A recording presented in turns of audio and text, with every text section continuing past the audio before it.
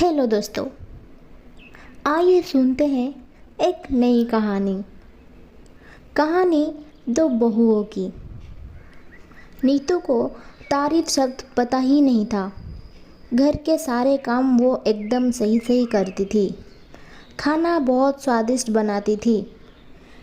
लेकिन फिर भी आज का खाना अच्छा था बहू, ऐसा उसकी सास कभी भी बोलती नहीं थी।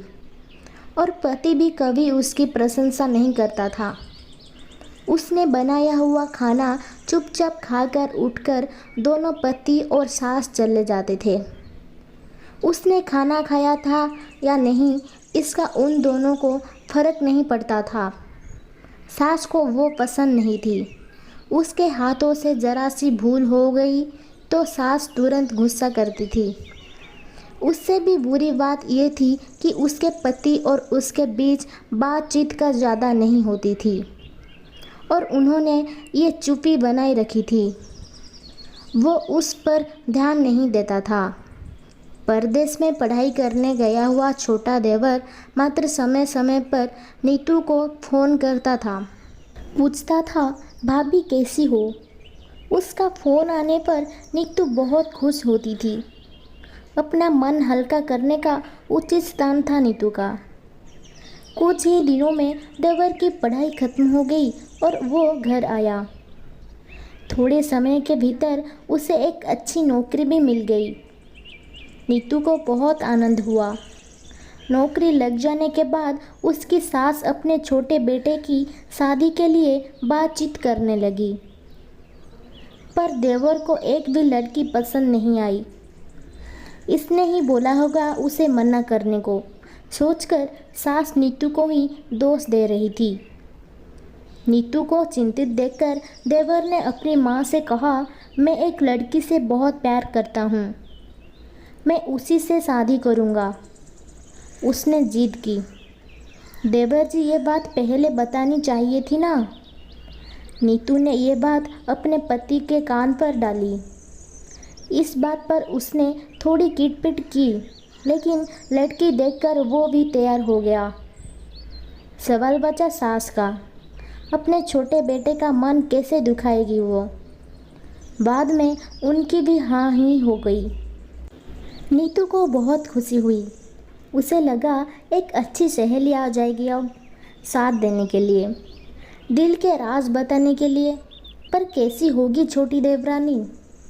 रूस बस जाएगी हमारे साथ और इस घर में, या वो एक अलग दुनिया बसाने पर जोर देंगी देवर जी को। इस विचार से थोड़ा टेंशन में आ गई नीतू। कुछ दिनों बाद नीतू की छोटी देवरानी चौखट लगकर घर में आई। देवरानी ने घर में आती ही सारे घर की जिम्मेदारी अपने हाथों में ले ली।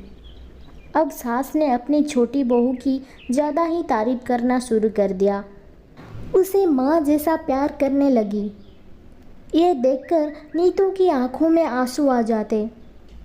वो सोचती, मैं भी तो यही काम करती थी, फिर मेरे साथ ही क्यों ऐसा बर्ताव। अब थोड़े दिनों बाद छोटी देवरानी पूरे घर पर राज करेगी और फिर मेरी जगह वहाँ पर कोने में होगी। अपने ही विचारों में खो गई नीतू। नीतू के भाव समझने पर छोटी देवरानी नीतू के हाथ अपने हाथ में लेकर बोली, दीदी मुझे सब पता है, मुझे अपनी छोटी बहन समझिए। देखना बहुत जल्दी सब ठीक हो जाएगा। छोटी देवरानी ने पूरे घर की जिम्मेदारी तो ले ली, लेकिन कामों में कुछ ना कुछ बार बार भूल करती थी। फिर देवरानी नीतू के पास जाती और मदद मांगती थी। ऐसा रोज ही होने लगा। ये देखकर सास लेकिन गुस्सा हो गई। मेरे रहते हुए वो छोटी बहू बड़ी बहू को क्यों पूछती रहती है। फिर सास भी रसोई घर में आकर चार काम शुरू करने लगी। धीरे धीरे वो छोटी बहू के साथ साथ अनजाने में बड़ी बहू से भी प्यार से बर्ताव करने लगी। प्यार से बोलने लगी। नए पदार्थ दोनों को सिखाने लगी। भूल समझाकर समझाने लगी। अब सास और दोनों बहुओं में अच्छी दोस्ती होने लगी। इस वजह से बड़ी बहू का स्वभाव भी अच्छा होने लगा। उसके स्वभाव में खुलापन आ गया। सास भी दोनों के साथ कभी शॉपिंग तो कभी फिल्म देखने जाने लगी। वो अपनी दोनों बहुओं को समान प्यार करने लगी थी। इस वजह से घर का माहौल हंसता खिलता हो गया।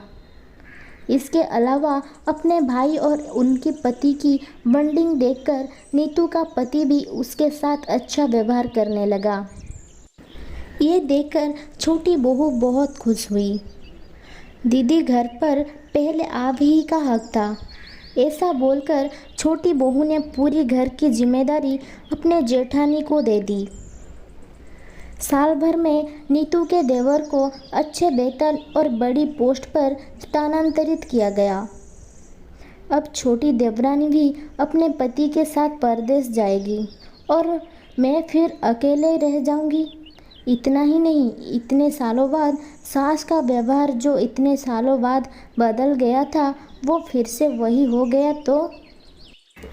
इस विचार से नीतू डर गई। देवरानी की नीतू की इतनी आदत हो गई थी कि उसके बिना घर काटने को दौड़ेगा। देवरानी के आ जाने से घर का माहौल बदल गया था।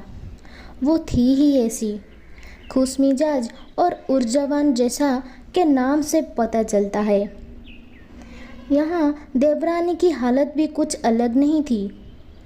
उसे दुख हुआ कि यदि यहाँ रहना पड़ा तो उसे अपने पति से दूर रहना पड़ेगा। नीतू के देवर की जाने की गड़बड़ और देवरानी मात्र टेंस होने के कारण नीतू सोच में पड़ी। अंत में उसने देवरानी को पूछा तो देवरानी ने जवाब दिया कि दीदी, मैं सारा दिन नए स्थान पर अकेली रहूँगी, उससे अच्छा मैं यहीं हूँ। आज के देवर को बोला है मैंने, शनिवार और रविवार की छुट्टियों में आप ही यहाँ आ जाया करें। मैं भी उनके साथ जाया करूँगी बीच बीच में, थोड़ा बदलाव के लिए। उस पर वो बोलते हैं कि 6 महीनों में वापस यहाँ ही बदली कर लूँगा मैं। अपने पति की नकल करके देवरानी बोली और ये छोटी देवरानी भी हंसने लगी। अपनी आंखों के आंसू पोंछते हुए नीतू बोली, छोटी, ये दिन वापस नहीं आने वाले। जाओ तुम अपने पति के साथ, उनके साथ भी तो कोई होना चाहिए ना। दीदी, आपने मुझे बड़ी बहन का प्यार दिया है, वैसे ही भैया के रूप में एक बड़े भाई मिला। ये भरा हुआ संसार छोड़कर मैं कैसे जाऊं? वहाँ अकेली का मन नहीं लगेगा। 6 महीनों का तो सवाल है, वो आते रहेंगे यहाँ पर। ये सुनकर नीतू ने अपनी देवरानी को खुश होकर गले लगाया। तभी देवरानी नीतू को बोली, अपने पति के साथ एक अलग जीवन बनाने में समय नहीं लगता। अपनों में रहकर पति की प्रतीक्षा में ही आनंद है। तो दोस्तों, 2 अलग अलग घर से ससुराल आने वाली ये लड़कियां अपने नए घर के लिए सब कुछ करती है। पता ही नहीं चलता कि कब एक दूसरे की आदत हो जाती है। सच में देवरानी जेठानी का रिश्ता बहनों से कम नहीं होता। तो दोस्तों, ये कहानी आप लोगों को कैसा लगा कमेंट बॉक्स में ज़रूर बताइएगा। धन्यवाद।